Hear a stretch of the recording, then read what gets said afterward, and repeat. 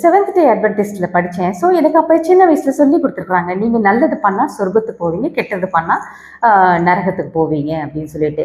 So நம்ம எப்போவுமே நல்லவங்க தானே, நம்ம சொர்க்கத்துக்கு போயிடுவோம். ஸோ அப்போ நம்ம வந்து யோசித்தேன், ஓகே சொர்க்கத்துக்கு வந்து நமக்கு இந்த ஜட்ஜ்மெண்ட் ப்ரொனவுன்ஸ் பண்ணி சொர்க்கத்துக்குள்ளார செக்இன் பண்ணியாச்சு. அப்பா சந்தோஷம் கேட்கவே வேணாங்க, கரை புரண்டு ஓடுது. ஆண்டவரையும் பார்த்தாச்சு, அவர் மடியிலே போய் உக்காந்தாச்சு. ஸோ சொர்க்கத்தில் வந்துட்டு நல்லா ஹாப்பியாக இருக்கிறேன். அங்கே வந்து நம்ம மிருகங்கள் கூடலாம், அந்த மிருகங்கள் நம்மளை வந்து தாக்காதான். அங்கே வந்து ரொம்ப அவங்களும் நம்ம கூட ரொம்ப ஹாப்பியாக இருப்பாங்க. தென் ஹியூமன் பீயிங்ஸ் கூட எந்த சண்டையும் இருக்காதான். ஏன்னா இங்கே தானே உங்களுக்கு கண்டென்ட் இருக்குது பேசுகிறதுக்கு.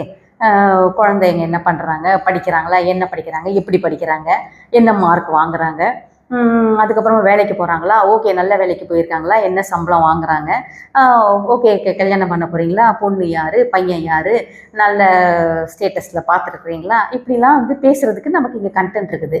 அங்கே என்ன கண்டென்ட் இருக்குன்றது எனக்கு I don't have any idea. But அங்கே ஹாப்பியாக இருக்கும். ஏன்னா இங்கே கண்டென்ட் இருக்கிறதுனால தான் உங்களுக்கு ரிஃப்ட் எல்லாம் வருது. அங்கே மனுஷங்க கூட ஹாப்பியாக இருக்கலாம், இங்கே தான் ஹாப்பியாக இருக்க முடியாது. பட் சொர்க்கத்தில் வந்து நம்ம மனுஷங்க கூட நம்ம வந்து ஹாப்பியாக இருக்கலாம். ஸோ ஹாப்பியாக இருக்கிறேன், ரொம்ப ஹாப்பியாக இருக்கிறேன். ஒரு 100 years அப்படியே போயிடுது, ஹாப்பியாகவே இருக்கிறேன். அப்படியே ஒரு 1000 years போயிடுது, ஒரு 1 lakh years, ஒரு 2 lakh years இப்படியே போகுது. So zillions and zillions of years நான் இப்படியே ஹாப்பியாகவே இருக்கிறேங்க, ஹாப்பியாகவே இருக்கிறேன். ஒரு கட்டத்தில் நான் யோசிக்கிறேன், இப்படியே எத்தனை கோடி வருஷத்துக்கு தான் நானும் ஹாப்பியாகவே இருந்துட்டு இருக்கிறேன், எனக்கு ஒரு முடிவு வராதா இறைவா அப்படின்னு நினைக்கும் போது தான்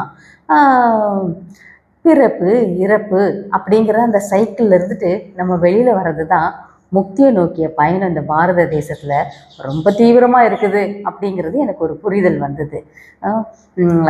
யோகிகள்லாம் காற்றுல கரைஞ்சா கூட அது ஒரு மாசுத்தன்மை அப்படின்னு நினச்சிட்டு தன்னை ஒன்றுமே இல்லாமல் ஆக்கியிருக்கிறாங்களாம் யோகிகள்லாம். ஸோ வழிகாட்டுதல்கள் இந்த பாரத தேசத்தோட ஆன்மீகத்தில் புதைஞ்சு கிடக்குது. அதாவது பிறப்பு இறப்புன்ற அந்த சைக்கிள்லேருந்து வெளியில் வர்றதுக்கு தான். என்னை பொறுத்தளவில் அந்த நித்திய ஜீவன், நித்திய பேரானந்தம், ஒரு பெரிய சிறை எதுவுமே இருக்க முடியாது. ஏன்னா அந்த சிறையில் போய் மாற்றுறதுக்கு நான் பர்சனலாக விரும்பலை. எனக்கு முக்தி கிடச்சதுன்னா அதை விட எனக்கு ஒரு பேரானந்தம் எதுவுமே இருக்காது. ஒன்றும் இல்லாமல் போயிடணுங்க, எனக்கு அதுதான் என்னுடைய ஆசை. நித்திய ஜீவன், நித்திய பேரானந்தம் வந்துட்டு ஒரு பெரிய சிறைங்க. I wanted only Mukti.